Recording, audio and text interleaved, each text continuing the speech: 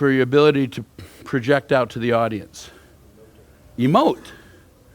I mean, it's like, if I were an acting coach, if we were at the actor's studio now, and most of you guys were doing this, I'd be going, I'm not feeling it. I'm not feeling it. Okay? This whole projection issue that we've been talking about since yesterday, okay? You want to do this, it's not the hand. He's coming in, not the hand. That really doesn't, that's what gets him. You hit him with the hara, where he realizes that energetically I'm inside and I've hit him with the hara energy. The hand has to communicate the hara energy to him. You watch Sensei. You ever seen him do that? He's going to come in and strike me. And he goes. It looks corny, but when it's done to you, you suddenly realize he took the space. Literally, I know a guy who did that in real life. Not as a, okay? Warren Little, who's in Missoula, Montana, is a retired FBI agent. They went into a guy's house looking for a guy they had a warrant on. And Warren walked into the room, and there was the guy with the gun at his head. And Warren said there was nothing he could do. Now, it happened that he had actually arrested this guy once before. And thank God he hadn't slammed the guy's head against the car like some of these guys do, because then this guy would have had issues with him and he'd be dead. But instead, he had been very civilized with him. And he knew the guy, and so he just went, hey, Tom. And literally the guy went, hey, Warren. I'm telling you, it's a really weird thing. But it's like he just took the space in a real non-aggressive way, and the guy decided not to shoot him. There wasn't anything else he could do. There wasn't any cool technique he was going to do there. The guy totally had him. It's kind of interesting. So energetically, I'm already in. We were talking about that. I'm in there. I'm not paying any attention to this anyway. And I could hit him, but what I want to do is hit him with the energy right there. There it is. I freeze him for a second with that intention, and as he goes, oh shit, I'm going to die. And then a split second later he goes, oh, I'm not dead. I can keep going. In that little tiny interval, I moved. So I'm there. Just, how'd I get over here? And he's still facing there. I froze him for a sec. Then this one can own that space. Okay? Do you see? So if you're waving your arms around, somebody for real is not going to pay any attention to that. They really are not.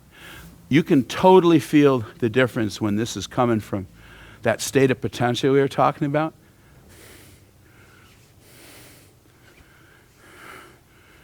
That's not my arms. That's this connection. And he can feel that I already own that space. And then he can decide if he wants to be stupid enough to throw that punch.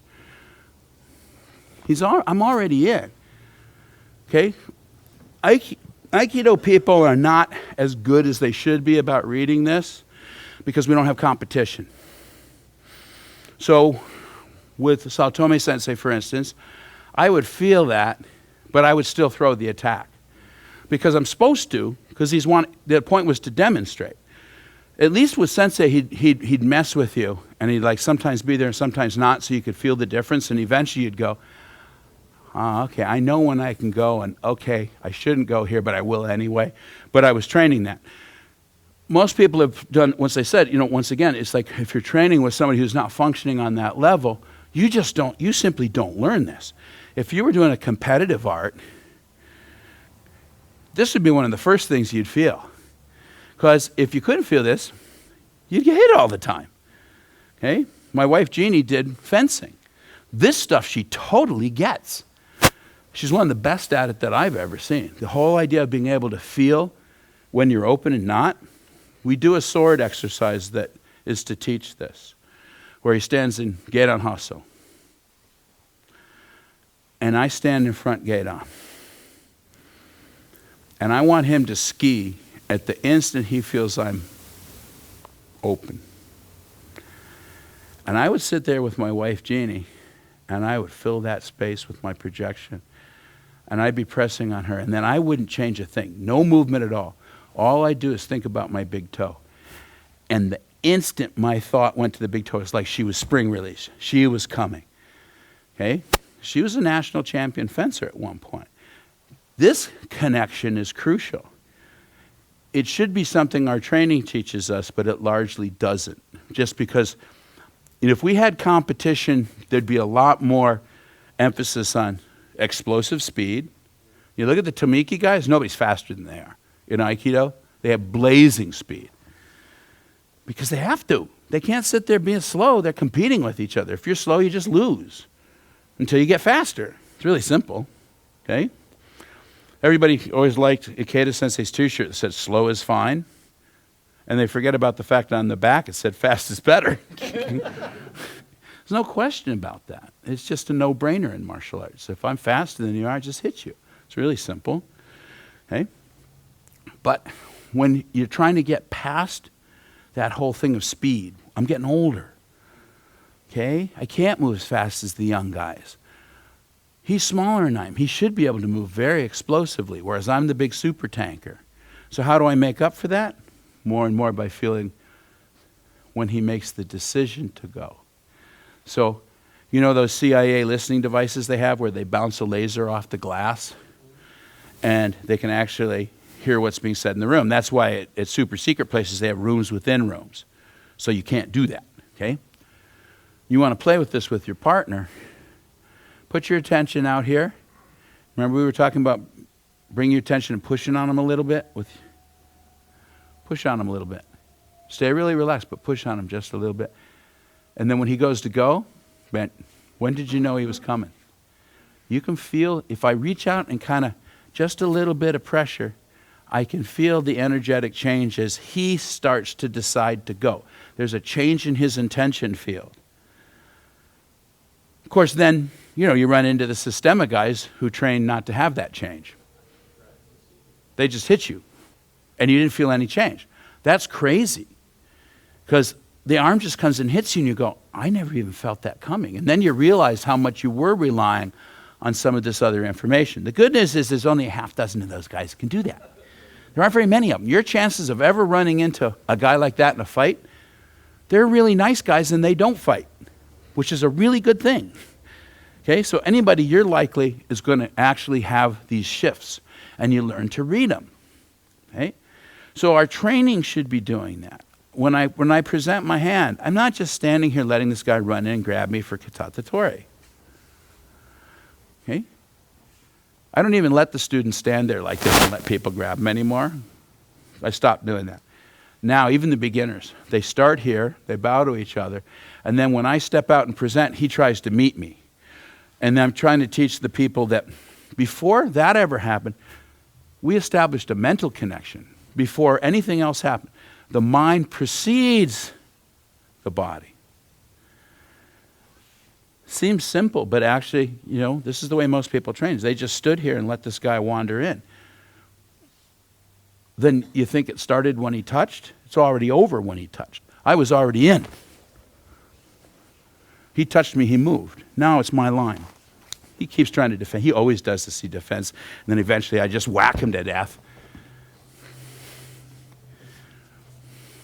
That won't help because I already have it. It's like it might take a few more whacks to get you down, but unless you can whack me back, you're hosed. So as soon as I took the space, it's just a matter of time. So what we teach people in Aikido is just take the fall, because otherwise we have to prolong this and then you take the fall anyway. I'm a glutton for punishment. I know you are. I know. Okay, so you see what I'm saying about the intention? The intention is crucial on this. If you're going to do the not striking of striking, which is what I call this, if you're going to take the guy's attention with this, then it has to have all the content of a real strike. And all I did was change the spacing a little bit. Does that make sense? Okay? We're done. We're covered enough in this weekend. I could just go home and not see you for 10 years and you wouldn't be done working on it. There's a lot of different concepts going on here.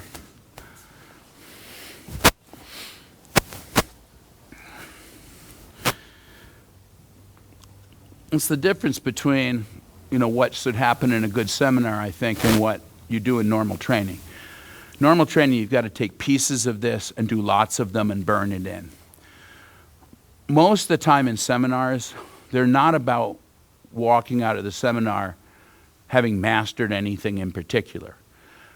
You're trying to get concepts from the teachers that then you go home and you work on and make them yours. Okay? So my feeling on this is that if I've done my job, by the time I leave, there should be two things happening. One of which, you feel like information is now leaking out your ears. That we couldn't stuff one more thing in there. Okay?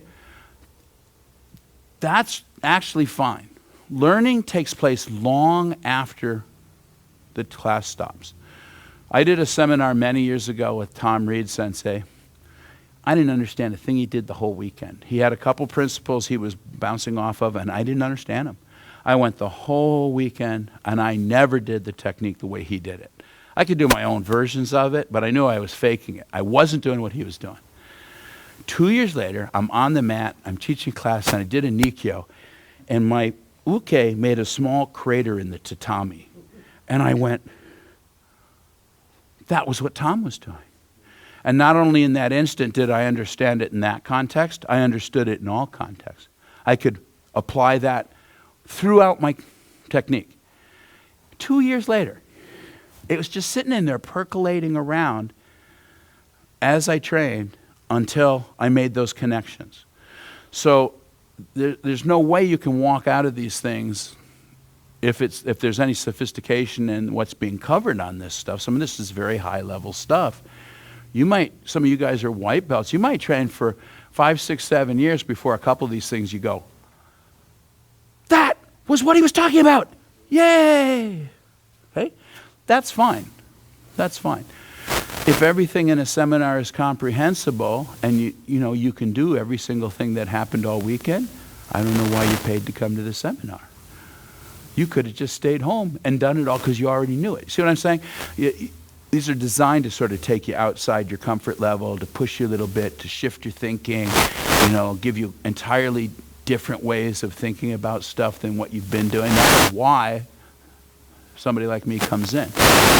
Then you go play with it, and you do what you can to make it your own.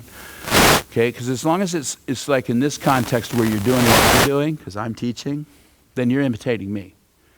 And that's not the complete process. Even if you get really good at imitating me, it's not the complete process. Because in Saotomi Sensei's view, you have to do your own Aikido. That's why none of Sensei's students look like him. Every one of us looks different.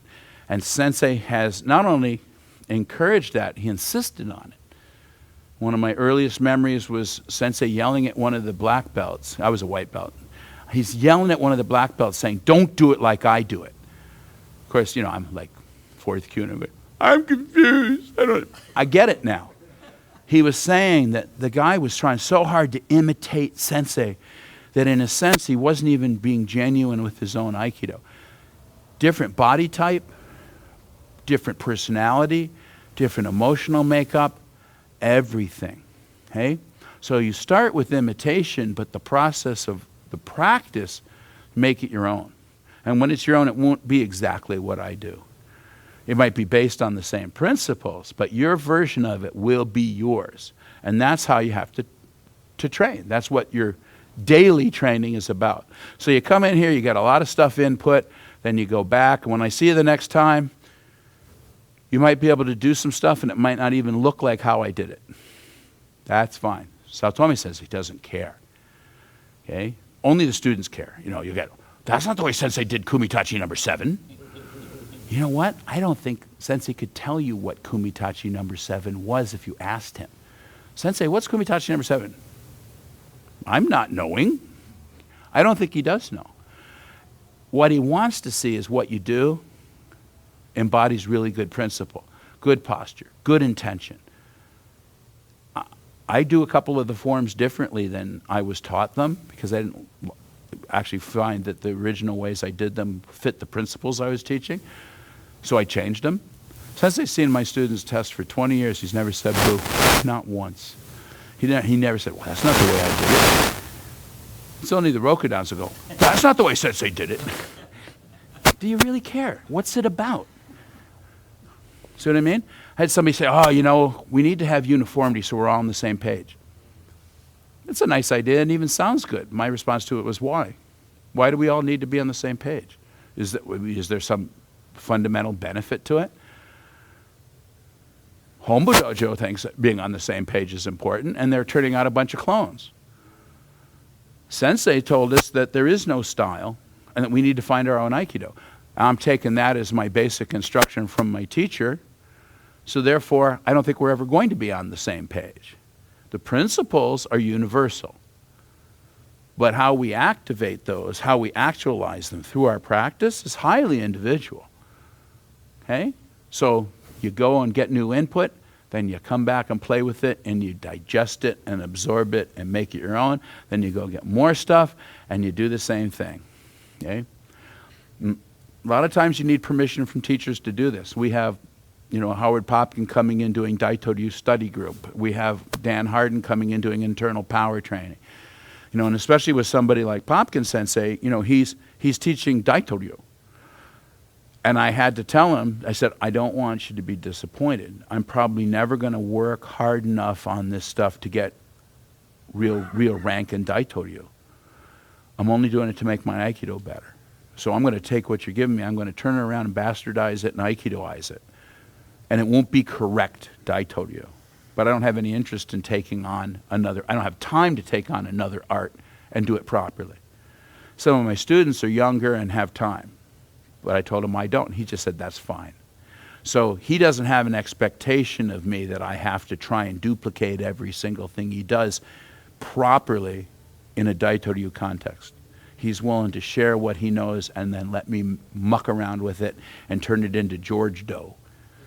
Does that make sense? Okay? So sometimes people will get offended if you're taking that approach with their stuff. Better to have an understanding with somebody so they don't have expectations of what you're doing. Like, what are you doing and why are you doing it? Everybody who knows me knows that whatever I'm doing is just to make my Aikido better. I'm not trying to be them. I'm not trying to duplicate. I'm trying to take what I can and put it in my Aikido. And so far, everybody that I know has been fine with that. They don't have any weird expectations of what I'm doing with it. Okay? Does that make sense? That's just better to be straight with everybody. Straight with yourself about why you're doing it. Okay. So, well, thank you very much. We're done again. Everybody survived. Nobody's hurt. There we go.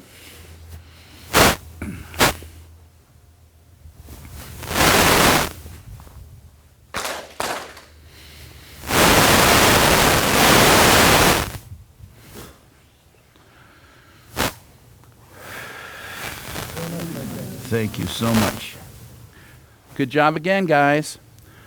So, what time are we on in the morning? 10 o'clock. Cool.